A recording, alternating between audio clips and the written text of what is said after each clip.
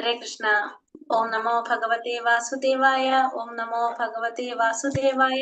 ओम नमो भगवते वासुदेवाय। ओम अज्ञानतिमिरान्धस्य ज्ञानाञ्जनशलाकया चक्षुरुन्मीलितं येन तस्मै श्रीगुरवे नमः। नमो विष्णुपादाय कृष्णप्रेष्ठाय भूतले श्रीमते भक्तिवेदान्त स्वामिनिधि नामिने। नमस्ते सारस्वते देवे गौरवाणी प्रचारिणे निर्विशेष शून्यवादी पाश्चात्य देशधारिणे। जय श्री कृष्ण चैतन्य प्रभु नित्यानंद श्री अद्वैत गदाधर श्रीवासादि गौर भक्त वृंद। हरे कृष्ण कृष्ण कृष्ण हरे हरे, हरे राम राम राम हरे हरे।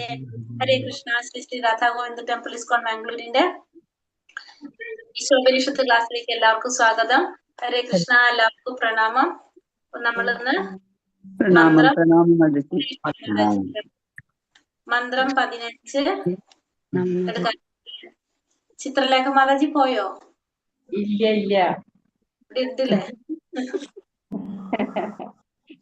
ഉപദേശാമൃതം നടക്കുമ്പോ പോയതാണ് മാതാജി? ഒരു മിനിറ്റ് ഇപ്പൊ വരാം. ഞാന് സാരില്ല, ചോദിച്ചത് ഉപദേശാമൃതം എടുക്കുമ്പോഴാണ് മാതാജി പോയത് ചോദിച്ചതാ. അല്ലല്ല, ഞാൻ നമ്പർ ഒന്ന് ശരിയാൻ അങ്ങോട്ട് പോയതാ.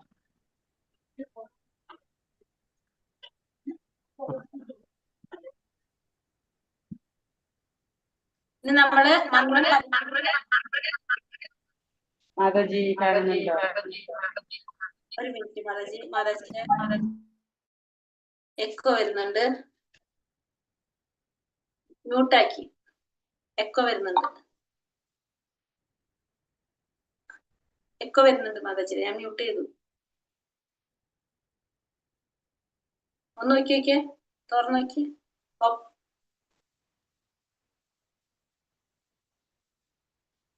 ഇപ്പോഴോ?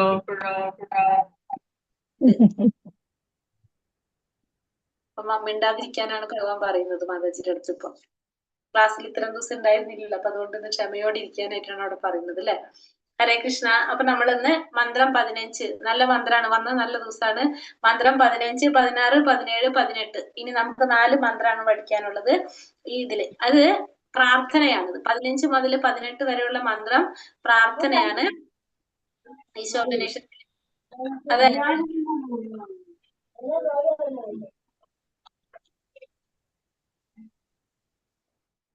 പ്രാർത്ഥന എന്ന് വെച്ചിട്ടുണ്ടെങ്കില് സ്വയംഭൂ മനു പ്രാർത്ഥിക്കുന്നതാണ്. യജ്ഞാവതാരത്തോട്, ഭഗവാന്റെ യജ്ഞാവതാരത്തിനോട് പ്രാർത്ഥിക്കുന്നതാണത്. എന്താണെന്ന് വെച്ചിട്ടുണ്ടെങ്കില് 15, 16 ഭഗവാന്റെ മുഖം കാണിച്ചു തരാനും, ഒരെണ്ണത്തില് മുഖം കാണിച്ചു തരാനും, 16 ഭഗവാന്റെ രൂപം കാണിച്ചു തരാനും പ്രാർത്ഥിക്കുന്നതാണ്. അപ്പൊ സ്വയംഭൂ മനു യജ്ഞാവതാരത്തോട്, ഭഗവാന്റെ ഒരു അവതാരം അല്ലെ യജ്ഞാവതാരം, ആ യജ്ഞാവതാരത്തിനോടുള്ള പ്രാർത്ഥനയാണ്. ഒന്ന് ഭഗവാന്റെ മുഖം കാണിച്ചു തരാനും, ഒന്ന് ഭഗവാന്റെ രൂപം കാണിച്ചു. 15 ഭഗവാന്റെ മുഖം കാണിച്ചു തരാൻ പ്രാർത്ഥിക്കുന്നു, 16 ഭഗവാന്റെ രൂപം കാണിച്ചു തരാൻ പ്രാർത്ഥിക്കുന്നു. അപ്പൊ ഈ മന്ത്രം ശരിക്കും പറഞ്ഞു കഴിഞ്ഞാല് ഭഗവാൻ ഒരു രൂപമില്ല എന്ന് പറയുന്ന അവ്യക്തിവാദികളൊക്കെ ഉണ്ടല്ലോ, അത് ಖಂಡಿക്കുന്ന മന്ത്രമാണത്. അതിനെ ಖಂഡിക്കുന്ന മന്ത്രമാണ് ഈ 2 മന്ത്രവും, ഈശോപനിഷത്തിലെ മന്ത്രം. അപ്പൊ ഭഗവാന് രൂപമില്ല എന്ന് പറയുന്ന നമുക്ക് ഭഗവാനെ നമുക്ക് പ്രാർത്ഥിക്കാൻ പറ്റില്ലല്ലോ രൂപം കാണിച്ചു തരാൻ പറഞ്ഞിട്ട്, മുഖം കാണിച്ചു തരാൻ പറഞ്ഞിട്ട്. അപ്പൊ അത് ഈ 2 മന്ത്രം, ഒന്ന് രൂപം കാണിച്ചു തരാനും ഒന്ന് മുഖം കാണിച്ചു തരാനുള്ള പ്രാർത്ഥനയാണ് 15, 16. 17, 18 മരണസമയത്തുള്ള പ്രാർത്ഥനയാണ്. നമ്മളെ മരണസമയത്തുള്ള പ്രാർത്ഥന. ഒന്ന് നമ്മൾ ഈ ജീവിതത്തിൽ നമ്മൾ ചെയ്തു പോയിട്ടുള്ള കൃത്യങ്ങളൊക്കെ ഓർക്കണേന്ന് പ്രാർത്ഥിക്കുകയാണ്. മരണസമയത്ത് നമ്മൾ ഭഗവാനോട് പ്രാർത്ഥിക്കുകയാണ്, നമ്മൾ ഈ ജന്മത്തിൽ നമ്മൾ എന്തൊക്കെയാണോ ചെയ്തിട്ടുള്ളത്, ഭഗവാന് വേണ്ടി ചെയ്ത കർമ്മങ്ങളെല്ലാം ഓർക്കണേന്ന് പ്രാർത്ഥിക്കുന്നതാണ് 17ാമത്തെ മന്ത്രം. 18ാമത്തെ മന്ത്രം ഈ ജന്മത്തിലല്ല, നമ്മൾ പൂർവ്വജന്മങ്ങളിലും നമ്മൾ ചെയ്തിട്ടുള്ളത് മുഴുവൻ ആർക്കേ അറിയുള്ളൂ? ഭഗവാന് മാത്രമേ അറിയുള്ളൂ. അപ്പൊ ആ പൂർവ്വജന്മങ്ങളിൽ ചെയ്തതിനനുസരിച്ചാണ് നമുക്ക് ഭഗവാനെ പ്രാപിക്കാൻ സാധിക്കുന്നതും സാധിക്കാതിരിക്കുന്നത് അല്ലെ. അപ്പൊ നമ്മളെ അത്തരത്തിലുള്ള നമ്മുടെ കർമ്മങ്ങൾ മുഴുവനും മാറ്റി നമുക്ക് ആ വഴി തടസ്സങ്ങളില്ലാതെ മാറ്റി തരാനുള്ള പ്രാർത്ഥനയാണ് 18ാമത്തെ മന്ത്രം. അപ്പൊ 17, 18 മന്ത്രത്തില് ഭഗവാനോടുള്ള പ്രാർത്ഥന. 17 നമ്മൾ ഈ ജന്മത്തിൽ നമ്മൾ ചെയ്തു പോയിട്ടുള്ള കൃത്യങ്ങൾ, നമ്മൾ ചെയ്തിട്ട് എന്തൊക്കെയാണോ ഭഗവാന് വേണ്ടി ചെയ്തിട്ടുള്ളത് അത് മുഴുവൻ ഓർക്കണമെന്നാണ് നമ്മൾ പറയുന്നത്. അപ്പൊ ആദ്യം നമ്മൾ എന്തെങ്കിലും ചെയ്യണം, എന്നാലേ നമുക്കത് പ്രാർത്ഥിക്കാൻ പറ്റുള്ളൂ ഭഗവാന് വേണ്ടിട്ട് അല്ലെ. 17ാമത്തെ മന്ത്രം പ്രധാനപ്പെട്ട ഒരു മന്ത്രമാണ്. ഭഗവാന് വേണ്ടി ചെയ്ത കൃത്യങ്ങൾ ഓർക്കണമെന്നാണ് ഭഗവാനോട് പറയുന്നത്. അപ്പൊ ഭഗവാൻ ചോദിക്കുക എന്താ ചെയ്തിട്ടുള്ളതെന്ന് ചോദിക്കുക അല്ലെങ്കിൽ നമ്മളോട്. 17. 18-ൽ പറയുന്നത് പൂർവ്വജന്മങ്ങളിൽ നമ്മൾ ചെയ്തിട്ടുള്ള നമുക്കറിയില്ല, അതൊക്കെ ആർക്കാ അറിയുന്നത്? ഭഗവാനാണ് അറിയുന്നത് അല്ലെ. അപ്പൊ അത് നമ്മൾ ചെയ്തിട്ടുള്ളത് മുഴുവൻ നമ്മൾ ചെയ്തിട്ടുള്ള പാപങ്ങൾ എന്തൊക്കെയുണ്ടെങ്കിൽ അതൊക്കെ മാറ്റിയിട്ട് നമുക്ക് ഭഗവാനിലേക്ക് എത്താനുള്ള വഴി നമ്മളെ തുറന്നു തരാനായിട്ടാണ്, നമ്മൾ തടസ്സങ്ങളൊന്നും ഇല്ലാതാക്കി തരാനായിട്ടുള്ള പ്രാർത്ഥനയാണ് 18-ാമത്തെ മന്ത്രത്തില്. അപ്പൊ മെയിൻ ആയിട്ടുള്ള 4 ശ്ലോകമാണിത്. 4 ശ്ലോകം എന്ന് പറയാൻ, മന്ത്രം എന്ന് പറയാൻ കാരണം ആദ്യത്തെ 2 നമ്മൾ പറഞ്ഞു ഭഗവാൻ ഒരു വ്യക്തിയല്ല എന്ന് പറയുന്ന ഒരു വിഭാഗം ഉണ്ടല്ലോ. അപ്പൊ നമ്മൾ ശരിക്കും ഈശോപനിഷത്തിൽ ഈ 2 മന്ത്രങ്ങൾ അതിനെ ഖണ്ഡിക്കുന്നതാണ്. ശരിക്കും നമ്മള് ഭഗവാൻ ഒരു രൂപമുണ്ടെങ്കിലല്ല നമുക്ക് എന്ത് പ്രാർത്ഥിക്കാൻ സാധിക്കുള്ളൂ? ഭഗവാന്റെ രൂപം കാണിച്ചു തരാനായിട്ടും മുഖം കാണിച്ചു തരാനും പ്രാർത്ഥിക്കാൻ പറ്റുള്ളൂ. അതാണ് ഈ 15ഉം 16ഉം. 17ഉം 18 ഭഗവാനോടുള്ള പ്രാർത്ഥന, മരണസമയത്തുള്ള നമ്മുടെ പ്രാർത്ഥനകളാണ് അവിടെ പറയുന്നത്. അങ്ങനെയാണ് ഈ 4 മന്ത്രം ഉള്ളത്. മനസ്സിലായോ പറഞ്ഞത്? എടുക്കാം നമുക്ക്. മാതാജി എടുക്കാം.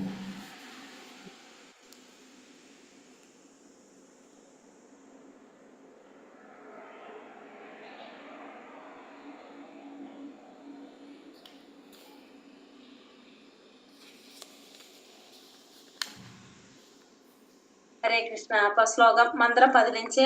ഹിരൺമയേന പാത്രേണ സത്യാസാപിഹിതം മുഖം തത്വം പൂഷ്ടം അപാവൃണോ സത്യധർമായ ദൃഷ്ടയേ. ഹിരൺമയേന പാത്രേണ സത്യാസാപിഹിതം മുഖം തത്വം പൂഷണപാവൃണോ സത്യധർമായ ദൃഷ്ടയേ. ചൊല്ലിക്കോളൂ. ഹിരൺമയേന പാത്രേണ സത്യസാഭിഹിതം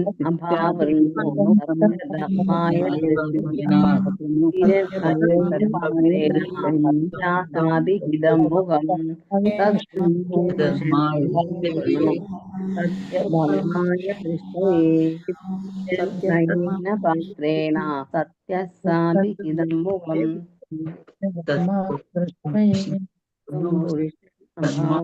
സത്യധർമായ ദൃഷ്ടയേ.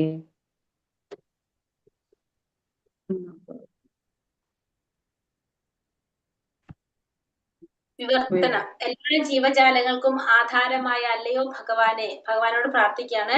അങ്ങയുടെ തന്നെ കണ്ണഞ്ചിപ്പിക്കുന്ന ഉജ്ജ്വല പ്രഭയാൽ മറയ്ക്കപ്പെട്ടിരിക്കുന്നു അങ്ങയുടെ തന്നെ മുഖം, അങ്ങയുടെ യഥാർത്ഥ മുഖം, അങ്ങനെ ഒരു വേർഡും കൂടി അവിടെ ഉണ്ട്, അത് വിട്ടിട്ടുണ്ട്.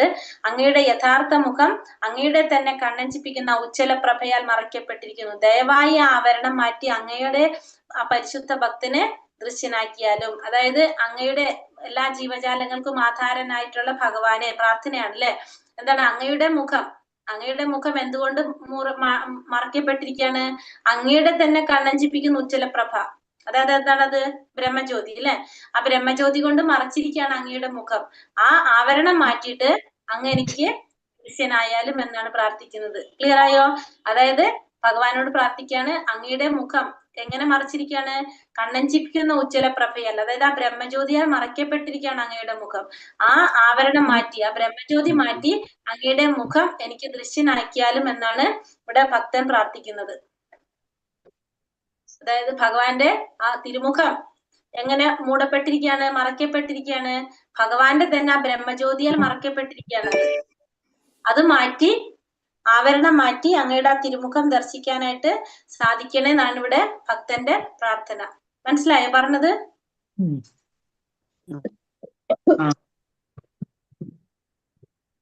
ഭഗവത്ഗീത 14-ാം അധ്യായം 27-ാം ശ്ലോകത്തിൽ ഭഗവാന്റെ വ്യക്തിരൂപത്തിൽ നിന്ന് നിർഗളിക്കുന്ന അത്യുജ്വല പ്രഭാപൂരം ബ്രഹ്മജ്യോതിയെ കുറിച്ച് ഇപ്രകാരം വിവരിക്കുന്നു. 14-ാം അധ്യായം. ബ്രഹ്മണി പ്രതിഷ്ഠാഹം അമൃതസ്യാവ യസ്യ ച ശാശ്വതസ്യ ച ധർമ്മസ്യ സുഖസൈകാന്തികസ്യ ച. അമൃതവും അക്ഷയവും ആത്യന്തിക സുഖത്തിന്റെ മൂലസ്ഥാനവുമായ വ്യക്തിശൂന്യ ബ്രഹ്മത്തിന്റെ അടിസ്ഥാനവും ഞാൻ തന്നെയാണ്. അപ്പൊ ഭഗവാൻ തന്നെയാണ് എന്തെന്ന് പറയാണ്? അമൃതമായിട്ടുള്ളത്, അക്ഷയമായിട്ടുള്ളത്, ഒരിക്കലും നശിക്കാത്തതും അമൃതമായിട്ടുള്ളതും ആത്യന്തികമായ സുഖത്തിന്റെ മൂലസ്ഥാനവുമായ വ്യക്തിശൂന്യ ബ്രഹ്മത്തിന്റെ അടിസ്ഥാനവും ആര് തന്നെയാണ്? ഭഗവാൻ തന്നെയാണ്. ബ്രഹ്മം, പരമാത്മാ, ഭഗവാൻ എന്നിവയാണ് എന്ത്?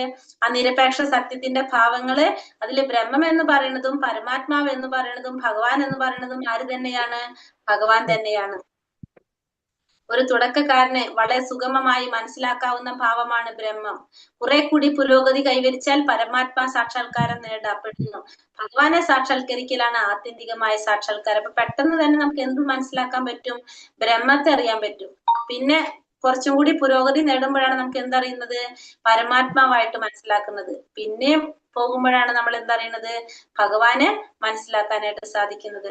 മത്താ പരത്തരം നാന്യാത് എന്ന ഭഗവത്ഗീത വചനത്തിൽ കൃഷ്ണൻ പറയുന്നു. ഭഗവാൻ കൃഷ്ണൻ തന്നെയാണ് ബ്രഹ്മജ്യോതിസിന്റെയും സർവ്വവ്യാപിയായ പരമാത്മാവിന്റെയും ഉറവിടം. അപ്പൊ ഭഗവാൻ തന്നെയാണ് ഈ പറഞ്ഞ ബ്രഹ്മത്തിന്റെയും പരമാത്മാവിന്റെയും എല്ലാം ഉറവിടം. ആര് തന്നെയാണ്? സർവ്വവ്യാപിയായിട്ടുള്ള ഭഗവാൻ കൃഷ്ണൻ തന്നെയാണ്. ഭഗവത്ഗീത 10:42 ഭഗവാൻ തുടർന്ന് വിവരിക്കുന്നു. അഥവാ ബഹുനൈതേന കിംജ്ഞാതേന വിഷ്ടവ്യാഹമിദം കൃഷ്ണൻ ഏകാംശേനാസികോ ജഗത്.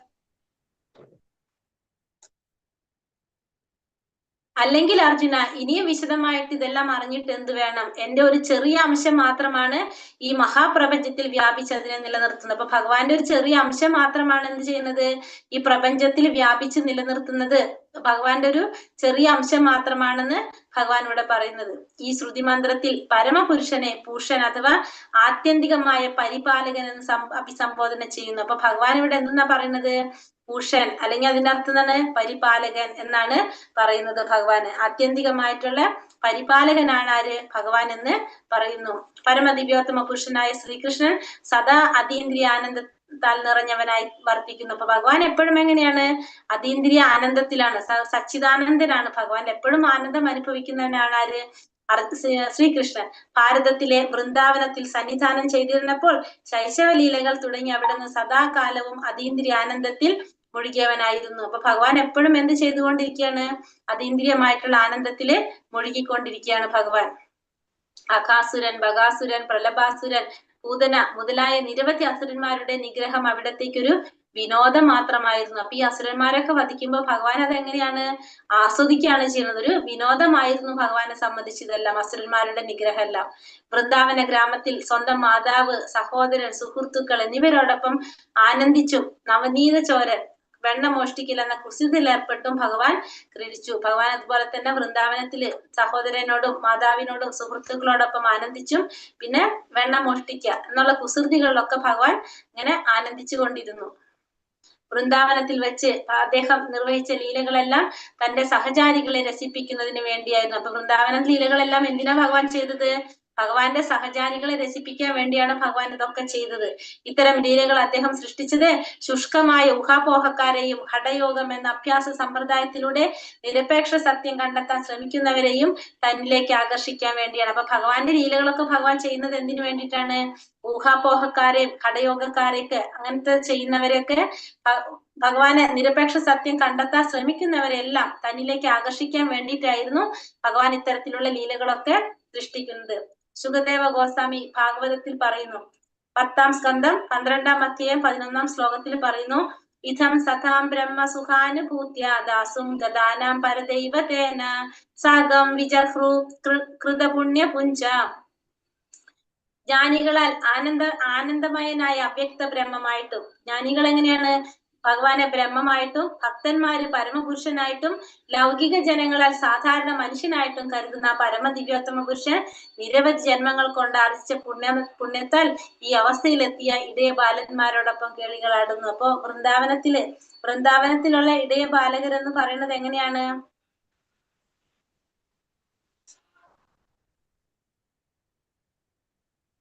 ഇതിലൊരു വരി കൂടി ഉണ്ടായിരുന്നു കേട്ടോ. സാഗം വിജഹ്രു കൃത പുണ്യ പുഞ്ച.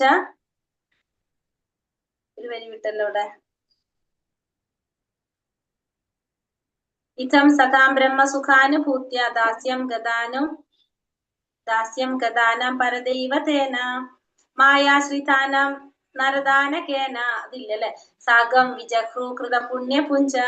ഇവിടെ ഇതിൽ പറഞ്ഞത് ഇതാണ്. അതായത് ഇടയബാലൻ നിരവധി ജന്മങ്ങൾ കൊണ്ട് ആർജിച്ച പുണ്യങ്ങളാൽ ഈ അവസ്ഥയിലെത്തിയ ഇടയബാലകന്മാരോടൊപ്പം കേളികളാടുന്നു. അപ്പൊ ഭഗവാൻ വൃന്ദാവനത്തിൽ എന്താണ് ചെയ്യുന്നത്? അപ്പൊ ജ്ഞാനികള് അവ്യക്ത ബ്രഹ്മമായിട്ടും ഭക്തന്മാര് പരമപുരുഷനായിട്ടും സാധാരണ ഒരു മനുഷ്യനായിട്ടും കരുതുന്ന ആ പരമദിവ്യോത്തമ പുരുഷൻ നിരവധി ജന്മങ്ങൾ കൊണ്ട് ആർജിച്ച പുണ്യങ്ങള്, അതായത് വൃന്ദാവനത്തില് ജന്മം എടുക്കുന്ന എല്ലാവരും എന്താണ് എത്രയോ ജന്മങ്ങളായിട്ട് ആർജിച്ച പുണ്യത്തിന്റെ ഫലമായിട്ടാണ് അവർ എവിടെ ജന്മം എടുക്കുന്നത്? വൃന്ദാവനത്തിൽ വന്ന് ജന്മം എടുക്കുന്നത്. കാരണം വൃന്ദാവനത്തിൽ ജന്മമെടുത്ത ബാലകന്മാരോടൊപ്പം കേളികളാടാനായിട്ട് ആരാണ് അവരെ കൂടെ ഉള്ളത്? ഭഗവാനാണ്. അപ്പൊ ഭഗവാനോടൊപ്പം കേളികളാടാനായിട്ട് സാധിക്കാന്ന് വെച്ചാൽ എത്രയോ ജന്മങ്ങൾ നേടിയ പുണ്യത്തിന്റെ ഫലമായിട്ടാണ് അവർക്കത് സാധിക്കുന്നത്. ഭഗവാൻ കൃഷ്ണൻ ഒരു കാലത്തും വൃന്ദാവന ധാമം വിടുന്നില്ലെന്ന് പറയപ്പെടുന്നതിനാൽ അവിടെ നിന്ന് എങ്ങനെയാണ് സൃഷ്ടി വ്യാപാരങ്ങൾ നിർവഹിക്കുന്നതെന്ന ചോദ്യം ഉദിക്കാം. അതായത് ഭഗവാൻ ഒരിക്കലും വാസുദേവ കൃഷ്ണൻ നമ്മൾ പറയില്ലേ, ആ വാസുദേവ കൃഷ്ണൻ ഒരിക്കലും എന്തില്ല, വൃന്ദാവനം വിട്ട് എവിടെയും പോകുന്നില്ല. ഭഗവാൻ എപ്പോഴും എവിടെ തന്നെയാണ്? വൃന്ദാവനത്തിൽ തന്നെയാണ്. അപ്പൊ നമ്മൾ വിചാരിക്കും, അപ്പൊ വൃന്ദാവനത്തിൽ ഇരിക്കുന്ന ഭഗവാൻ എങ്ങനെയാണ് എല്ലാ കാര്യങ്ങളും ചെയ്യുന്നത്? അപ്പൊ നമുക്കറിയാം ഭഗവാന്റെ സൃഷ്ടി സംഹാരങ്ങൾ ഇതൊക്കെ നടത്തുന്നത് എങ്ങനെയാണ്? ഭഗവാന്റെ രൂപവിസ്തരണത്തിലൂടെയാണ് ഇതെല്ലാം ചെയ്യുന്നത്. ഭഗവാൻ എപ്പോഴും എവിടെ തന്നെയാണ്? ഭഗവാൻ ശ്രീകൃഷ്ണനായിട്ട് ഗോലോക വൃന്ദാവനത്തിൽ തന്നെയാണ്. വൃന്ദാവനം വിട്ട് ഭഗവാൻ ഒരിക്കലും എവിടെയും പോകുന്നില്ല. സൃഷ്ടി വ്യാപാരങ്ങൾ നിർവഹിക്കുന്നത് എങ്ങനെയാണ്? ഭഗവത്ഗീതയിൽ ഇതിന്റെ ഉത്തരം നൽകുന്നുണ്ട്. എന്താ പറയണത്? പരമാത്മാവ് എന്നറിയപ്പെടുന്ന അവിടുത്തെ സമ്പൂർണ്ണ ഭാഗത്താൽ ഭഗവാൻ ഭൗതിക സൃഷ്ടിലാകമാനം വ്യാപിച്ചിരിക്കുന്നു. അപ്പൊ ഭഗവാൻ നമുക്കറിയാം പരമാത്മാവായിട്ടാണ് ഈ കൃത്യങ്ങളെല്ലാം ചെയ്യുന്നത്. പരമാത്മാവ് എന്ന് പറയുമ്പോൾ ആരാണ്? ക്ഷീരോദകശായി വിഷ്ണു, അല്ലെ? ആ ക്ഷീരോദകശായി വിഷ്ണുവായിട്ടാണ് ഭഗവാൻ ഈ ഭൗതിക ലോകത്തിന്റെ മുഴുവനും വ്യാപിച്ചിരിക്കുന്നത്. ഭൗതിക സൃഷ്ടി, സ്ഥിതി, സംഹാരം എന്നിവയിൽ അദ്ദേഹത്തിന് സ്വന്തമായി യാതൊന്നും ചെയ്യാനില്ലെങ്കിലും അവിടുന്ന് തന്റെ പരമാത്മാവ് എന്ന ആവിഷ്കാരത്തിലൂടെയാണ് ഇക്കാര്യങ്ങളൊക്കെ നിമിത്തമായി തീരുന്നത്. അപ്പൊ ഭഗവാൻ പരമാത്മാവായിട്ടാണ് ഇതൊക്കെ ചെയ്യുന്നത്. ഓരോ ജീവസത്തെയും ആത്മാവ് അല്ലെങ്കിൽ ജീവാത്മാവ് എന്നറിയപ്പെടുന്നു. അതുപോലെ എല്ലാറ്റിനെയും നിയന്ത്രിക്കുന്ന മുഖ്യമായ ആത്മാവിനെ പരമാത്മാവ് എന്ന് പറയും. അപ്പൊ ഓരോ ജീവാത്മാവ് എന്ന് പറയും, ഓരോരോ ജീവാത്മാവ്. അതിനുശേഷം എല്ലാറ്റിനെയും നിയന്ത്രിക്കുന്ന മുഖ്യമായ ആത്മാവാണത് പരമാത്മാവ് എന്ന് പറയുന്നത്. അവ്യക്തിഗത ബ്രഹ്മവാദികൾ ബ്രഹ്മജ്യോതി എന്നും അത്യുജ്വല പ്രഭാപൂരത്തിൽ അന്തർജാളിച്ച് നിൽക്കും. അപ്പൊ അവ്യക്ത ബ്രഹ്മവാദികൾ എന്താണ്? ഭഗവാന്റെ ബ്രഹ്മത്തെയാണ് അവർ അറിയുന്നത്. ആ ബ്രഹ്മജ്യോതി എന്ന അത്യുജ്വല പ്രഭാപൂരത്താൽ തന്നെ അവര് അന്താളിച്ച് നിൽക്കുകയാണ് ചെയ്യാം. അപ്പൊ ഒരാൾക്ക് നിരപേക്ഷ സത്യത്തെ പൂർണ്ണ രൂപത്തിൽ കാണണമെന്നുണ്ടെങ്കിൽ അയാൾക്ക് 24 ഭൗതിക ഘടകങ്ങളും ഉജ്ജ്വല പ്രഭയെ അതിവർത്തിച്ച് ചൊല്ലേണ്ടിയിരിക്കുന്നു. അപ്പൊ ഈ നിരപേക്ഷ സത്യത്തെ മനസ്സിലാക്കണമെങ്കിൽ നമ്മൾ എന്ത് വേണം? നമ്മള് ഈ ഭൗതിക പ്രപഞ്ചത്തിനെ മറികടക്കണം. അപ്പോഴാണ് നമുക്ക് സാധിക്കുക. ഈ ഭൗതിക പ്രപഞ്ചത്തിനൊരു ലെയർ ഉണ്ട്. അതാണ് ഈ നമ്മൾ പറഞ്ഞ 24 ഭൗതിക ഘടകങ്ങളും ഉജ്ജ്വല പ്രഭയും അതിവർത്തിച്ച് ചൊല്ലേണ്ടിയിരിക്കുന്നു. അപ്പൊ 24 ഭൗതിക ഘടകങ്ങൾ എന്താണ്? നമ്മുടെ ഈ ശരീരം, ഭൗതിക ശരീരം വിട്ടിട്ട് നമുക്ക് എന്ത് വേണം? ഒരു ആത്മീയ ശരീരം നമുക്ക് സ്വീകരിക്കണം. അങ്ങനെ അത് കഴിഞ്ഞ് ഉജ്ജ്വല പ്രഭയും അതിവർത്തിച്ചിട്ട് വേണം നമുക്ക് എന്ത് അങ്ങോട്ട് കടക്കാനായിട്ട്. ആ ഹിരൺമയ പാത്രത്തെ നീക്കി പരമപുരുഷനെ ദർശിച്ചാൽ മാത്രമേ ആ നിരപേക്ഷ സത്യത്തിന്റെ പൂർണ്ണ സാക്ഷാത്കാരം സാധ്യമാകൂ. അപ്പൊ നമ്മൾ എന്ത് വേണം? ആ ഹിരൺമയ പാത്രത്തെ നീക്കിയിട്ട് പരമപുരുഷനെ ദർശിക്കുമ്പോഴാണ് പൂർണ്ണമായ സാക്ഷാത്കാരം നമുക്ക് സാധ്യമാകുന്നത്. പുരുഷാവതാരം എന്നത് മൊത്തത്തിൽ വിളിക്കുന്ന 3 വിഷ്ണുമൂർത്തികളാണ്. ഗർഭോദകശായി വിഷ്ണു, മഹാവിഷ്ണു, അല്ലെങ്കിൽ നമ്മൾ പറഞ്ഞ കാരണോദകശായി വിഷ്ണു, പിന്നെ വന്നിട്ട് ക്ഷീരോദകശായി വിഷ്ണു. പരമാത്മാവ് എന്നറിയുന്ന ഭാവം ആരാണ്? ക്ഷീരോദകശായി വിഷ്ണുവാണ്. ഈ പ്രപഞ്ചത്തിലുള്ള വിഷ്ണു തത്വം എന്ന് പറയുന്നത് പരമാത്മാവ് എന്നറിയപ്പെടുന്നത്. ആ പരമാത്മാവ് ആരാണ്? ക്ഷീരോദകശായി വിഷ്ണുവാണ്. നമ്മുടെ എല്ലാ ജീവാത്മാക്കളുടെ ഉള്ളിലിരിക്കുന്നത് ആ ക്ഷീരോദകശായി വിഷ്ണുവാണ്. ബ്രഹ്മാവിഷ്ണു മഹേശ്വരന്മാരിൽ ഉള്ളതും ആര് തന്നെയാണ്? സർവ്വ ജീവജാലങ്ങളിലും അന്തർഗതനായിട്ടുള്ള ആ ക്ഷീരോദകശായി വിഷ്ണു തന്നെയാണ്. കാരണസമുദ്രത്തിൽ പള്ളികൊള്ളുന്ന മഹാവിഷ്ണുവാണ് ആര്? കാരണോദകശായി വിഷ്ണു. കാരണോദകശായി വിഷ്ണുവാണ് ആര്? മഹാവിഷ്ണു എന്നറിയപ്പെടുന്നത്. അപ്പൊ പരമാത്മാവായിട്ടിരിക്കുന്നത് ക്ഷീരോദകശായി വിഷ്ണു, മഹാവിഷ്ണു എന്നറിയപ്പെടുന്നത് കാരണോദകശായി വിഷ്ണു. സർവ്വ പ്രപഞ്ചങ്ങളുടെയും സൃഷ്ടാവ് ഗർഭോദകശായി വിഷ്ണു ഓരോ പ്രപഞ്ചത്തിനും വൈവിധ്യം നൽകിക്കൊണ്ട് അവയിലെല്ലാം ഉൾപോകുന്നതാണ് ആര്? ഗർഭോദകശായി വിഷ്ണു. ബ്രഹ്മജ്യോതിയെ ഭഗവത് പ്രഭാപൂരം ബ്രഹ്മസംഹിതയിലും ഭഗവത്ഗീതയിലും സ്ഥിരീകരിക്കുന്നുണ്ട്. ഇപ്പൊ ബ്രഹ്മജ്യോതിയെ കുറിച്ച്, അതായത് ഭഗവാന്റെ പ്രകാശത്തെ കുറിച്ച് ബ്രഹ്മസംഹിതയിലും പറയുന്നുണ്ട്, ഭഗവത്ഗീതയിലും പറയുന്നുണ്ട്. എന്താ പറയണത്? യസ്യ പ്രഭാ പ്രഭവതോ ജഗദണ്ഡ കോടീശേഷ വസുധാതി വിഭൂതി ഭിന്നം തത്ബ്രഹ്മ നിഷ്കലമനന്തമശേഷ ഭൂതം ഗോവിന്ദമാദി പുരുഷം തമഹം ഭജാമി. ദശലക്ഷക്കണക്കിനുള്ള പ്രപഞ്ചങ്ങളിൽ എണ്ണമറ്റ ഗ്രഹങ്ങളുണ്ട്. പ്രപഞ്ചഘടനാപരമായി അവ ഓരോന്നും മറ്റുള്ളവയിൽ നിന്നും വ്യത്യസ്തമാണ്. ഈ ഗ്രഹങ്ങളെല്ലാം തന്നെ ബ്രഹ്മജ്യോതിസിന്റെ ഒരരികിൽ സ്ഥിതി ചെയ്യുന്നു. ഈ ബ്രഹ്മജ്യോതിസ് എന്ന് ഞാൻ ആരാധിക്കുന്ന പരമദിവ്യോത്തമ പുരുഷനിൽ നിന്ന് ബഹിർഗമിക്കുന്ന രശ്മികളാണ്. അപ്പൊ ദശലക്ഷക്കണക്കിന് പ്രപഞ്ചങ്ങളിൽ എണ്ണമറ്റ ഗ്രഹങ്ങളുണ്ടാവും. പ്രപഞ്ചഘടനാപരമായിട്ട് ഓരോന്നും എന്താണ് മറ്റുള്ളവരിൽ നിന്ന് വ്യത്യസ്തമാണ്. ഈ ഗ്രഹങ്ങളെല്ലാം തന്നെ ബ്രഹ്മജ്യോതിസിന്റെ ഒരരികിൽ സ്ഥിതി ചെയ്യുന്നതാണിത്. എല്ലാ ഗ്രഹങ്ങളും നമ്മൾ പറഞ്ഞില്ലേ, എവിടെയാണ് കാണുന്നത്? ആ കാരണോദകശായ വിഷ്ണുവിന്റെ രോമത്തിൽ നിന്ന് വരുന്നത്. ഇങ്ങനെ ഫുള്ള് ഇങ്ങനെ ഓരോരോ ഗ്രഹങ്ങൾ ഇങ്ങനെ കാണാണ്. അപ്പൊ ഈ ബ്രഹ്മജ്യോതിസ് എന്ന് പറയുന്നത് എന്താണ്? ഭഗവാനിൽ നിന്ന്, ഭഗവാന്റെ ശരീരത്തിൽ നിന്ന് ബഹിർഗമിക്കുന്ന രശ്മിയാണ് നമ്മൾ എന്ന് പറയുന്നത് ഈ ബ്രഹ്മജ്യോതി എന്ന് പറയുന്നത്. മുണ്ടോകോപനിഷത്തില് നിരവധി ശ്ലോകങ്ങളിൽ ഈ ബ്രഹ്മജ്യോതി പ്രഭയെ കുറിച്ച് വിവരിച്ചിട്ടുണ്ട്. എന്താണ് പറയുന്നത്? ഹിരൺമയേ പരേ കോശേ വിരാജം ബ്രഹ്മ നിഷ്കലം തത് ശുഭ്രം ജ്യോതിഷാം ജ്യോതിസ് തത്യത്മാ വിദോ വിദുഹു നാ തത്ര സൂര്യഭാതി നാ ചന്ദ്രതാരകം നേമാ വിദുതോ ഭാതി കുതോ യമഗ്നി തമേവാഭാന്തം അനുഭാതി സർവം തസ്യ ഭാസാ സർവമിദം വിഭാതി ബ്രഹ്മൈവേദം അമൃതം പുരസ്താത് ബ്രഹ്മ പാശ്ചാത് ബ്രഹ്മ ദക്ഷിണാ തശ്ചോത്തരേണ അധശ്ചോർത്ഥം ച പ്രസൃഷ്ടം ബ്രഹ്മം വേദം വിശ്വമിദം വരിഷ്ടം. ഭൗതിക ആവരണങ്ങൾക്കെല്ലാം അപ്പുറത്തുള്ള ആത്മീയ വ്യോമത്തിലാണ് ബ്രഹ്മജ്യോതിസ്. അപ്പൊ ബ്രഹ്മജ്യോതി എന്ന് പറയുന്നത് ഭൗതികമായിട്ടുള്ള ആവരണങ്ങളുടെ എല്ലാം അപ്പുറത്താണ് എന്ത്? ബ്രഹ്മജ്യോതി. ഭൗതിക ലോകത്തിന് പുറത്താണ് ബ്രഹ്മജ്യോതി എന്ന് പറയുന്നത്. ഈ അന്തരീക്ഷത്തിൽ സൂര്യൻ, ചന്ദ്രൻ, വൈദ്യുതി, അഗ്നി ഇവയുടെ ആവശ്യമില്ല. അപ്പൊ ബ്രഹ്മജ്യോതി ഉള്ളതുകൊണ്ട് അവിടെ എന്തിന്റെ ആവശ്യമില്ല? സൂര്യന്റെ, ചന്ദ്രന്റെ, വൈദ്യുതിയുടെ, അഗ്നിയുടെ ഒന്നും ആവശ്യം അവിടെ ഇല്ല. ഈ ബ്രഹ്മജ്യോതിസ് ഭൗതിക ആധ്യാത്മിക വ്യോമങ്ങളിലൂടെ ഉടനീളം വ്യാപിച്ചിരിക്കുന്നതാണ്. ഈ ബ്രഹ്മജ്യോതി എന്ന് പറയുന്നത് ഭൗതിക ആധ്യാത്മിക വ്യോമങ്ങളിൽ ഉടനീളം വ്യാപിച്ചിരിക്കുന്നതാണ് എന്ത്? ബ്രഹ്മജ്യോതി എന്ന് പറയുന്നത്. ബ്രഹ്മത്തിന്റെ മൂലകാരണം ഭഗവാൻ ശ്രീകൃഷ്ണനാണ്. ഇതറിയുന്നതാണ് വിശിഷ്ടജ്ഞാനം. ഈ ബ്രഹ്മജ്യോതിയുടെ മൂലകാരണം ആര് തന്നെയാണ്? ബ്രഹ്മത്തിന്റെ ഭഗവാൻ ശ്രീകൃഷ്ണനാണ്. കാരണം ഭഗവാന്റെ ശരീരത്തിൽ നിന്ന് വരുന്ന ആ പ്രകാശമാണ് എന്ത്? ബ്രഹ്മജ്യോതി എന്ന് പറയുന്നത്. ഭഗവത്ഗീത 6:46-47 നിരാകാര ബ്രഹ്മത്തെ ആരാധിക്കുന്നവർ, പരമാത്മാ ഭാവത്തെ ഉപാസിക്കുന്നവർ, ഭഗവാൻ കൃഷ്ണനെ ആരാധിക്കുന്നവർ എന്നിങ്ങനെ 3 വിധത്തിലുള്ള ഉപാസകന്മാരെ കുറിച്ച് ഒരു താരതമ്യ പഠനം നടത്തിയിട്ട് ഇപ്രകാരം പ്രസ്താവിച്ചിരിക്കുന്നു. അപ്പൊ ഭഗവത്ഗീതയില് 46-47 ശ്ലോകത്തിൽ പറയുന്നുണ്ട് ബ്രഹ്മത്തെ ആരാധിക്കുന്നവരും പരമാത്മാവിനെ ആരാധിക്കുന്നവരും ഭഗവാനെ ആരാധിക്കുന്നവരെയും കുറിച്ച് പറയുന്നുണ്ട്. ഫലേച്ഛ കർമ്മം ചെയ്യുന്ന സാധാരണ ജനങ്ങളെക്കാൾ വിശിഷ്ടനാണ് വൈദിക ജ്ഞാനം തേടിയ ജ്ഞാനി. അപ്പൊ ഫലം ആഗ്രഹിച്ചുകൊണ്ട് കർമ്മം ചെയ്യുന്നവരെക്കാൾ ശ്രേഷ്ഠനാണ് ജ്ഞാനി. ജ്ഞാനികളെക്കാൾ ശ്രേഷ്ഠനാണ് യോഗി.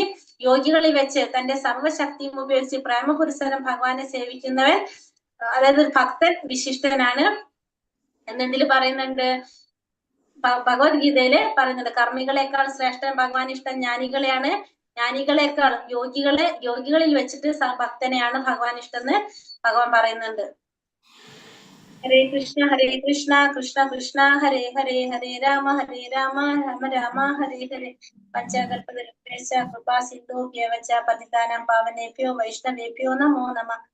अनंत कोटि वैष्णव वृंद की जय, श्री प्रभुपाद की जय, गुरुदेव की जय, പ്രമാനന്റെ ഹരി ഹരി പോൾ. ഹരേ കൃഷ്ണ. ഈ ബ്രഹ്മജ്യോതി എന്ന് പറയുന്നത് എന്താന്ന് മനസ്സിലായത്? ഇതാണ് ബ്രഹ്മജ്യോതി. അതായത് ഇത് നമ്മുടെ ഭൗതിക ലോകം,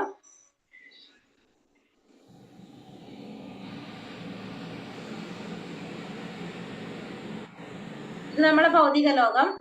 ഭൗതിക ലോകത്തിന് ഇവിടെ വിരജാ നദി, ഇവിടെ കണ്ടോ വിരജാ നദി, ഇവിടെ കാരണോദകശായ വിഷ്ണു, കാരണോദക സമുദ്രത്തിൽ ശയിക്കുന്ന കാരണോദകശായ വിഷ്ണു, ഇത് വിരജാ നദി. ഈ വിരജാ നദിയുടെ ഇപ്പുറത്ത് കാണുന്ന ഈ വെളുത്ത് കാണുന്നത് എന്താണ്? ഇതാണ് ഈ പ്രകാശം, ഇതാണ് ഈ ബ്രഹ്മജ്യോതി എന്ന് പറയുന്നത്. ഈ ബ്രഹ്മജ്യോതി മാറ്റിയിട്ടാണ് ഭഗവാനെ കാണാനായിട്ട് ആഗ്രഹം പ്രകടിപ്പിക്കുന്നത്. അപ്പൊ ഫുള്ള് പ്രകാശാണ് വരുന്നത്. ബ്രഹ്മജ്യോതി എന്ന് പറയുന്നത് ഇതാണ് കേട്ടോ. മനസ്സിലായോ ബ്രഹ്മജ്യോതി? ഇപ്പൊ ഹരേ കൃഷ്ണ.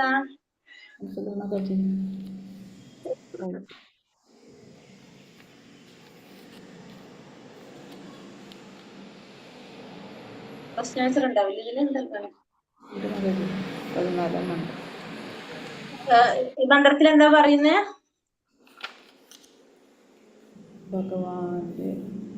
ഭഗവാനോടുള്ള പ്രാർത്ഥന ഇല്ലാത്തവർക്ക് സ്വയംഭൂമനു യഥാർത്ഥ മുഖം യജ്ഞാവതാരത്തിലുള്ള ഭഗവാനോട് പ്രഭയിൽ പ്രാർത്ഥിക്കും. മറക്കപ്പെട്ടിരിക്കുന്നു. ആവരണം മാറ്റി അങ്ങയുടെ മുഖം ദർശിക്കാൻ സാധിക്കണമെന്ന് സാധിക്കണം എന്നുള്ള പ്രാർത്ഥനയാണ് ഇതിൽ വരുന്നത് അല്ലെ. അപ്പൊ ഈ 15ാമത്തെ മന്ത്രത്തില് പ്രാർത്ഥനയാണ് ഭഗവാന്റെ മുഖം കാണിച്ചു തരാനുള്ള പ്രാർത്ഥന.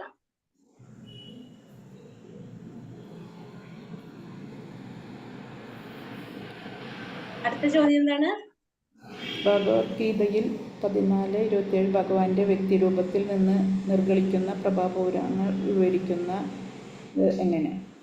ബ്രഹ്മം പരമാത്മാവ് ഭഗവാൻ ബ്രഹ്മജ്യോതി ആത്യന്തിക സുഖത്തിന്റെ മൂലസ്ഥാനമായ വ്യക്തിശൂന്യ ബ്രഹ്മത്തിന്റെ അടിസ്ഥാനം ഭഗവാൻ തന്നെ. ഭഗവാൻ മൂന്നും എന്നെ ഭഗവാൻ തന്നെയാണെന്നല്ല പറഞ്ഞത്. ബ്രഹ്മമായിട്ടും പരമാത്മാവായിട്ടുള്ളതും ഭഗവാൻ. നിരപേക്ഷ സത്യത്തിന്റെ ഏതാണ്? ബ്രഹ്മം പരമാത്മാവ് ഭഗവാൻ. ഈശോപനിഷത്തിലെ സ്തുതിമന്ത്രത്തിൽ പരമപുരുഷൻ എങ്ങനെയാണ് സംബോധന ചെയ്തിരിക്കുന്നത്? പുരുഷൻ അഥവാ ആത്യന്തികമായ പരിപാലകൻ. എന്തിനാണ് ഭഗവാൻ ലീലകൾ സൃഷ്ടിച്ചത്? തന്റെ സഹചാരികളെ രക്ഷിക്കുന്നതിന് വേണ്ടി. എന്ത്? തന്റെ സഹചാരികളെ രക്ഷിപ്പിക്കുന്നതിന്. ഉപഭോഗക്കാരെ അതല്ലല്ലേ? അതുകൊണ്ടല്ലേ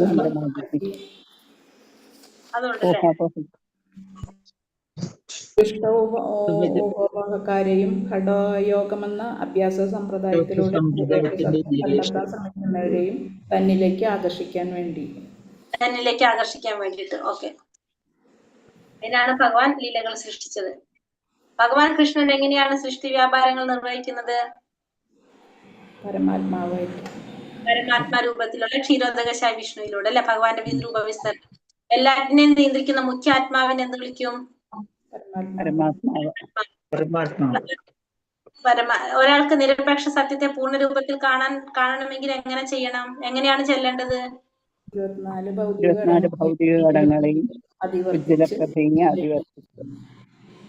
അതിനെ മറികടന്ന് ചെല്ലണം. പുരുഷാവതാരങ്ങൾ ഏതെല്ലാണ്? കാരണോദായിക വിഷ്ണു, ഗർഭോദായിക വിഷ്ണു, ക്ഷീരോദായിക വിഷ്ണു. ക്ഷീരോദകശായി വിഷ്ണു.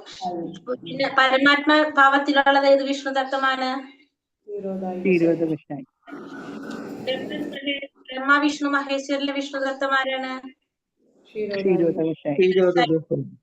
ബ്രഹ്മത്തിന്റെ മൂലകാരണം ആരാണ്? ഭഗവാൻ ശ്രീകൃഷ്ണൻ. ഭഗവത്ഗീത 46-47 പ്രസ്താവിക്കുന്നത് എന്താണ്? ബ്രഹ്മത്തെയും പരമാത്മാഭാവത്തെയും ഭഗവാൻ ശ്രീകൃഷ്ണൻ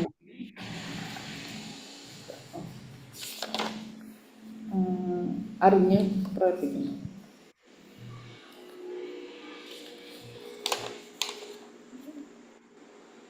നാപ്പത്താറ് 47 ശ്ലോകത്തിൽ ഭഗവത്ഗീതയിൽ എന്താ പറഞ്ഞിരിക്കുന്നത് അല്ലെ?